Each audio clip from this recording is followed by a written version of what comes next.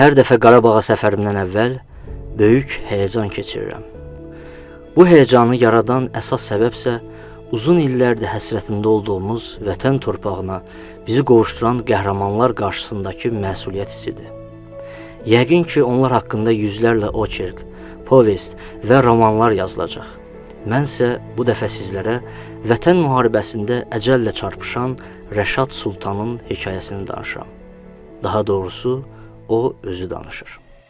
2020-ci ildə 27 sentyabrda Vətən müharibəsi başlayanda mən də Azərbaycan Respublikası Silahlı Qüvvələrində xidmətə çağırıldım və Ağdam rayonu ərazisindəki hərbi hissədə tabur tibb məntəqəsi rəisi vəzifəsində tibb xidməti baş leytenantı rütbəsi ilə xidmətə başladım. Pənahəli xanın yadigarı sayılan Ağdam, Rəşad müəllimin həyat hekayəsinin dəyişdiyi, döyüş fəaliyyətinin isə başlandığı nöqtə olub. Ona burada çox ağır və məsuliyyətli bir iş həvalə edilib. Müharibə boyu Ağdamda olmuşam, Ağdamda xidmət etmişəm. Ağdamın Baharlı, Sarıcalı, Mahrızlı, Zəngişalı, Qaradağlı kəndlərində döyüşlərdə olmuşam. Tabur tibb məntəqə rəisi olduğuma görə cəbhənin ən ön xəttində yaralılara yardım etmişəm, yaralıları döyüş meydanından çıxarmışam, şəhidlərimizin döyüş meydanından çıxarılmasında iştirak eləmişəm.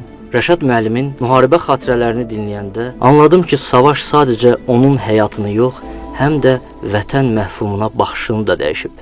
Müharibənin hər anı mənalı idi.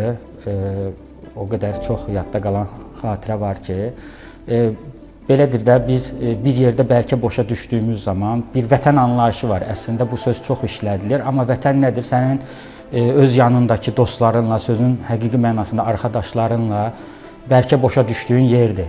Bir yerdə bəlkə boşa düşəndə, çətinliklərdən keçəndə o ərazi, oralar sənin üçün daha bir məna daşımağa başlayır. Həyatının bir yerinə mənalı şəkildə həkk olunur. Ona görə də Qarabağ, Ağdam, buralar mənim üçün bir anda bir romantikaya çevrildi. Müsahibimin müharibədəki misilsiz xidmətləri dövlətin də diqqətindən yayınmayıb. Rəşad Sultanın həm hərbi rütbəsi artırılıb, həm də medallarla təltif edilib.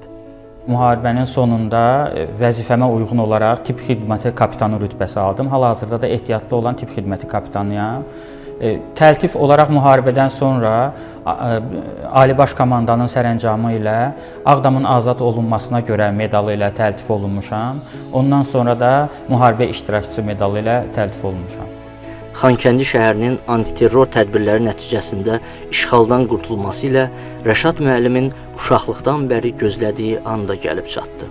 İlk fürsətdə o illərdir xəyalında canlandırdığı Xan yurduna gəldi. Bu tarixi məkanda gördüyü mənzərəyə valih olmuşdu. 2023-cü ildə antiterror əməliyyatı ilə də Xankəndi şəhəri və Qarabağın qalan hissəsi azad edildikdən sonra, işğaldan azad edildikdən sonra biraz da həvəs artdı bizdə buraları görməyə, işləməyə.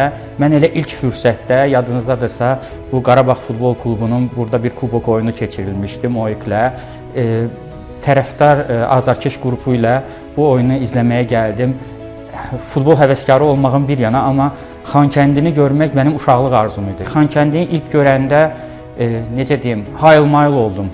Belə ifadə eləsəm, bəlkə hisslərimi daha yaxşı biruzə vermiş olaram. Mən sanki dağlar boynunda bir şəhər, kiçik bir şəhər, amma havasıyla, bayaq dediyim kimi romantikası ilə məni özünə bağladı. Mən xaricdə də gəzəndə, ölkəmizi də gəzəndə həmişə çox sevdiyim yerlər haqqında iki kəlmə ilə öz hissimi bildirirəm. Yanımdakı dostlarıma deyirəm, ayda adam burada yaşaya və işləyə. Xalq içində belə bir deyim var, deyilənlər gəldi başa. Rəşad müəllimin Xankəndidə qurduğu xəyal ildırım sürəti ilə reallığa çevrildi və bu dəfə başa gələn bəla deyil, misilsiz qürur və xoşbəxtliyi özündə etibar edən xeyir idi. İlk dəfə eşidəndə ki, bu Xankəndi şəhərində Qarabağ Universiteti yaradılır, dərhal ağlımın ucundan bir qığılcım kimi, bəlkə bir gün bunun bir tibb fakültəsi də olar, bir xəyal kimi keçdi. Yəni, ancaq bir xəyal adlandıra bilərəm bunu, nə arzu, nə məqsəd, nə hədəf. Biraz üstündən keçəndən sonra bu xəyal həqiqət oldu, tibb fakültəsi yaradıldı. Bu xəyalım gerçəkləşdi və mən bu Qarabağ Universitetinin tibb fakültəsinin müəllimi oldum. Beləliklə bu gün Rəşad Sultan Qarabağ Universitetinin Tibb fakültəsində müəllim kimi fəaliyyət göstərir. Onun vətən müharibəsi ilə dəyişən möhtəşəm həyat hekayəsi bu gün aşiq olduğu şəhərdə, Xankəndidə davam edir. İndi o, Azərbaycan xalqı üçün yeni Rəşadlar yetişdirməklə məşğuldur. Ən əsası isə Rəşad müəllim qürurlu olduğu qədər də xoşbəxtdir.